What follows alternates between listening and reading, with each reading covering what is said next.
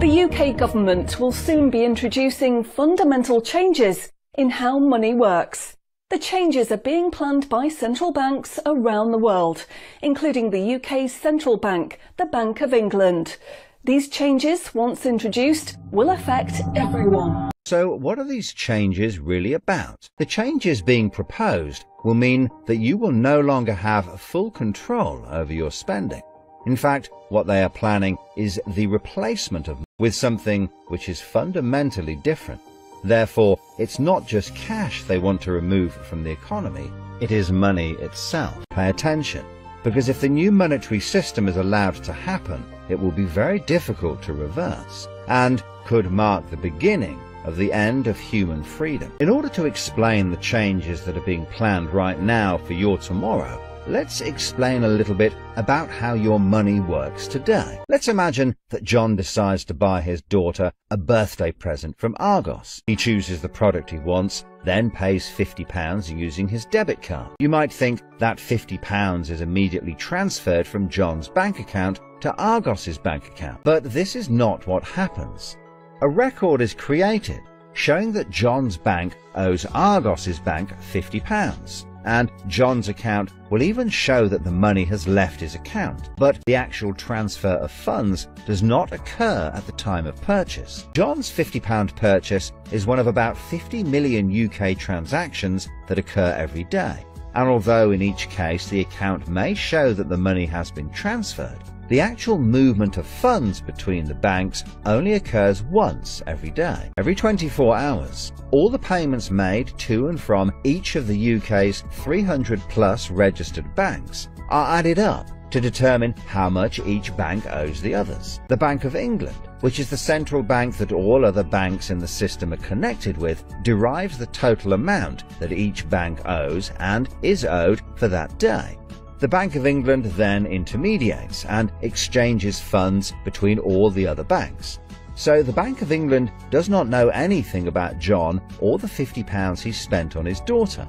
John's money is just a tiny part of a huge transfer of funds. This means that the only organisation that can see what John does with his money is his own bank. The central bank cannot see what John spends his money on or when he spends it.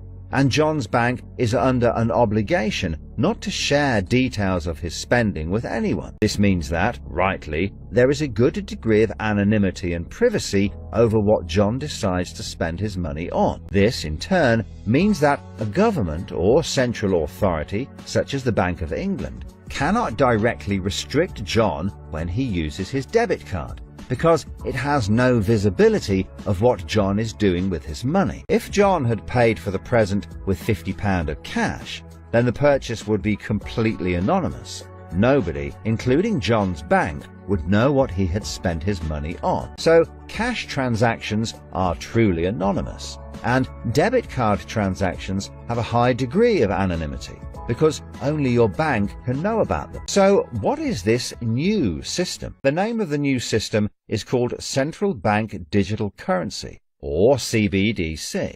It sometimes has other names, such as smart money. Here's how it works. Let's imagine that John, again, decides to buy his daughter a birthday present from Argos.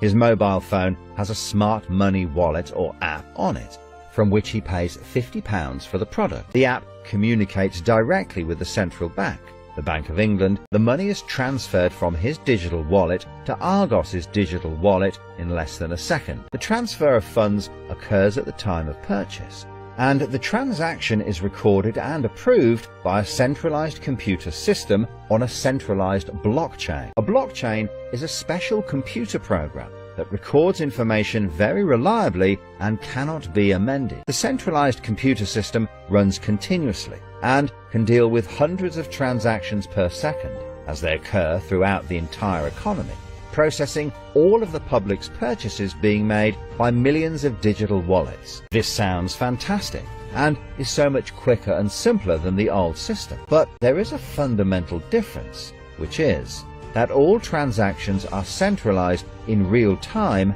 as they happen. In other words, one system will be able to know about every single digital transaction in the economy as the transactions occur. This is the critical difference with the new digital monetary system that everyone needs to be aware of. All transactions are centralized in real time as they happen. The people who are planning this new system have made it clear that it would be useful, in their eyes, to use artificial intelligence algorithms in real time to block certain public transactions for a range of different reasons. So what does this mean for John? Let's just say there is another lockdown and the government want to stop the public moving about the country. With this new system, they could introduce a simple change. That would mean John's wallet would only work if he was located within a certain distance of his own home. Argos is 2 miles from John's house, and he decides to go and buy his daughter a birthday present. He attempts to pay £50 for the product with the app. The app communicates directly with the Bank of England's computer system, and the system rejects John's payment before it is made, because the system knows that John is 2 miles from his own home, and John's wallet has been limited to spending within just 1 mile. John cannot now buy anything unless he moves closer to his own home. His money is now useless if he wants to go anywhere. Why doesn't John just use cash? That would be a good solution for John, as long as cash is still in use. So how might this new system be introduced? Prime Minister called an emergency meeting today to discuss the unprecedented slide into economic recession in the UK and global economies. Inflation is out of control, and high interest rates are causing thousands of house repossessions. All cash points and over-the-counter cash services are now frozen, and millions of people face losing their life savings as a number of high street banks are declared insolvent. The government and the Bank of England are accelerating the introduction of a new central bank digital currency, which all bank customers in the UK will be able to receive in exchange for their existing money, which in many cases is now unobtainable from their bank accounts. The government say that the new digital money will help the economy recover from recession and will be used to bail out public and corporate money currently held in millions of bank accounts by banks that are at the point of collapse. It says cash unobtainable from this account. It's frozen our money. Bleeding hell, John. What have we got in the house? We've only got £120, and when that's gone, nothing. I don't believe it. The bank's frozen our money. We've got £25,000 in that account, and no way of getting it back. Download your central bank CBDC wallet app today and get bonus digital pounds free. If you exchange your existing bank funds into your digital currency wallet now, you will receive free digital pounds for each account you exchange. You can then spend from your digital wallet by using your phone app, exactly like a debit card. Download the free app now from the UK government website or the App Store. John, we need to download the digital wallet thing. See if we can transfer it in. We've got no other option, love. Wow, it's transferred, and it's given us some bonus money. I can't believe it. How do you know it's worked? It's worked, love. Everyone's using this money now. Right, I'm off down Tesco to try it out. Sorted. Recent figures show that the public's use of cash has halved in the last 12 months. Experts say this is due to the success and sheer convenience of the new CBDC digital money. The government has announced that all cash will be phased out completely over the next 3 years. Can't remember the last time I used cash. It seems so cumbersome and old-fashioned, fiddling about with coins every time you want to buy something. It's much easier now. Have you seen the remote control, love? Look what I found. Remember these? What are you going to do with it? I don't know. Look, why don't we keep it? I'll put it in a picture frame. Recent data from the annual Climate Change Conference has revealed that only a drastic reduction in fossil fuel use will help protect against climate change. The government has announced limits on petrol and diesel use for all individuals in the UK, which will be enforced using smart money. Each wallet will be limited to a purchase of 15 litres per week, after which the wallet will be prevented from making any further purchases in that week. Ah, bollocks. Growing concerns over obesity and bad health will be tackled using the Smart Money Network. The government proposes to limit the total number of sugary foods that each digital wallet can purchase in any given month. What? Experts say that the new pandemic, which is 10 times more contagious and deadly than coronavirus, can only be defeated by minimising all human contact and staying home as much as possible. In order to enforce this, all digital wallets will only work within 1 mile of the address at which they are registered. Shopping times will be staggered so that you can only make purchases for a 2-hour period each day. All non-essential item purchases will be rejected.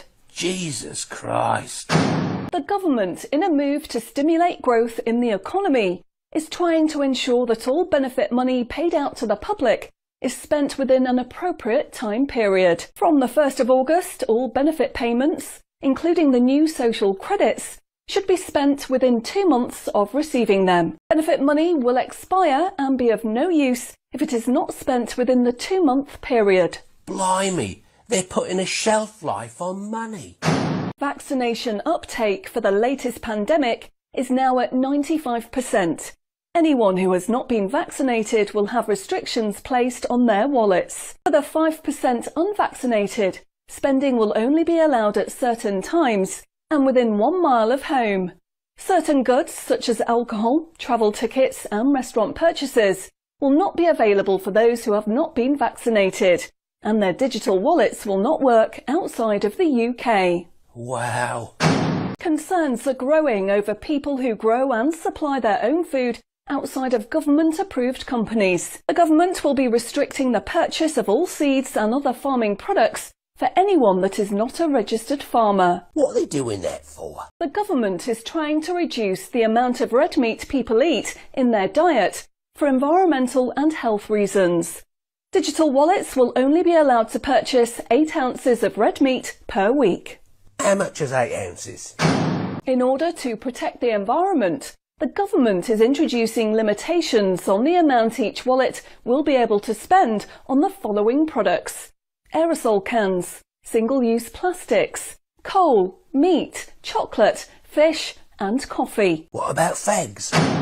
In a move to encourage good behaviour, the government is awarding digital currency direct to your wallet if you report on anyone breaking lockdown rules or report on individuals expressing extremist views. Anyone deemed to be expressing extremist views may in turn have restrictions placed on their wallets. What's that mean, extremist views? If you give up your cash, you will give up freedom for yourself, and you will give up the freedom of generations to come. It's not the convenience of the new money that is important. What is important is the fact that centralized administration of smart money could be used to control every aspect of your life. Say yes to keeping cash and say no to centrally controlled smart money. What they are going to propose is not money. It is a social control system. Please spread this message.